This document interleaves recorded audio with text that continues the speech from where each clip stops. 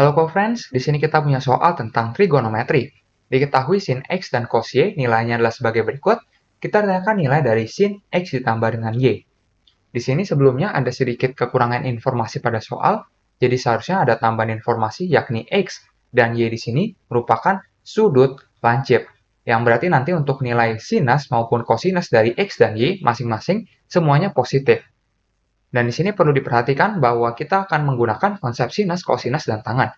Jadi jika kita punya segitiga siku-siku ABC, siku-siku di C, dan alfa sudutnya yang ini, maka perlu diperhatikan bahwa sin alfa didefinisikan sebagai sisi depan per sisi miring, berarti BC per AB.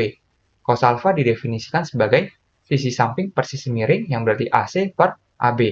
Tangan alfa didefinisikan sebagai sisi depan per sisi samping, berarti BC per AC. Dan di sini kita punya formula trigonometri, di mana sin dari X yang ditambah Y sama dengan sin X dikali cos Y ditambah sin Y dikali cos X. Di sini kita belum mengetahui nilai dari cosinus X maupun sinus dari Y, yang nanti akan kita gunakan. Jadi kita akan cari terlebih dahulu, di mana dari informasi soal kita diberikan bahwa sin X sama dengan 3/5.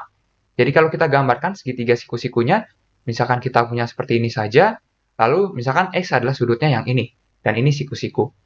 Maka perlu diperhatikan bahwa sinus berarti adalah sisi depan per sisi miring. Yang kita punya adalah 3/5. Jadi kita punya seperti ini. Lalu untuk yang Y, kita punya bahwa kosinus Y sama dengan 12/13.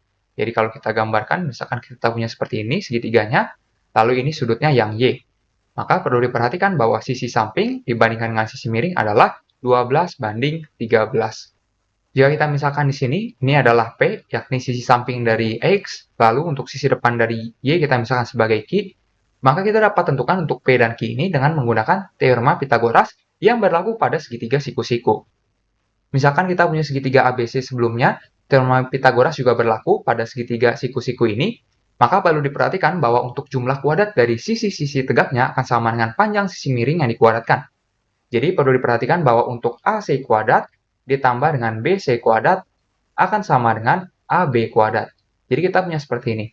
Maka dalam kasus yang kita punya untuk segitiga yang sudut X ini dan segitiga yang sudut Y, berarti kita dapati bahwa untuk sisi-sisi tegaknya kita punya yang pertama adalah 3 dan juga P, berarti berlaku bahwa 3 kuadrat ditambah dengan P kuadrat akan sama dengan sisi miring yang dikuadratkan, berarti 5 kuadrat seperti ini. Dan juga untuk yang segitiga kedua, kita punya bahwa di sini untuk yang sisi tegaknya kita punya adalah Q dan juga 12. Berarti untuk Q kuadrat ditambah dengan berarti 12 kuadrat akan sama dengan sisi miring yang dikuadratkan, berarti 13 kita kuadratkan. Jadi kita dapati seperti ini. Berarti untuk 9 ditambah dengan P kuadrat akan sama dengan 25. Berarti yang ini kita dapati bahwa untuk Q kuadrat ditambah dengan 144 sama dengan 169. Berarti untuk P kuadrat akan sama dengan 25 yang dikurang dengan 9, yakni 16. Maka untuk P-nya akan sama dengan plus minus akar dari 16. Dan di sini perlu diperhatikan bahwa P yang perlu kita ambil adalah yang positif, karena P menyatakan panjang sisi samping yang tidak mungkin negatif.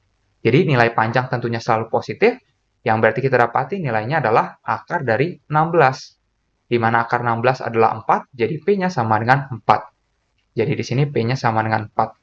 Sementara untuk Q, berarti di sini kita punya bahwa untuk Q kuadrat ditambah 144 sama dengan 169, berarti Q kuadrat akan sama dengan 169 dikurang 144, yang adalah 25.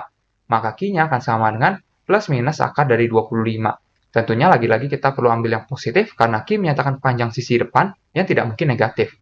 Jadi kita ambil adalah akar dari 25, yang kita punya adalah 5. Jadi di sini kita mendapati bahwa untuk panjang Q ini sama dengan 5. Maka dari sini kita dapat tentukan untuk nilai kosinus X maupun sinus dari Y. Jadi di sini kita dapat tentukan untuk kosinus dari X, berarti ini akan sama dengan untuk sisi samping dibagi sisi miringnya, berarti sisi sampingnya 4, sisi miringnya adalah 5. Berarti 4/5. Dan nilai kosinus ini positif karena tadi kita punya informasi bahwa X ini sudut lancip. Lalu perlu diperhatikan untuk sin dari Y, berarti di sini akan sama dengan sisi depan dibagi dengan sisi miring. Berarti kita punya adalah 5/13. Jadi kita dapati seperti ini. Maka selanjutnya kita akan tentukan untuk nilai dari sin dari X plus Y, namun kita akan pindah halaman terlebih dahulu.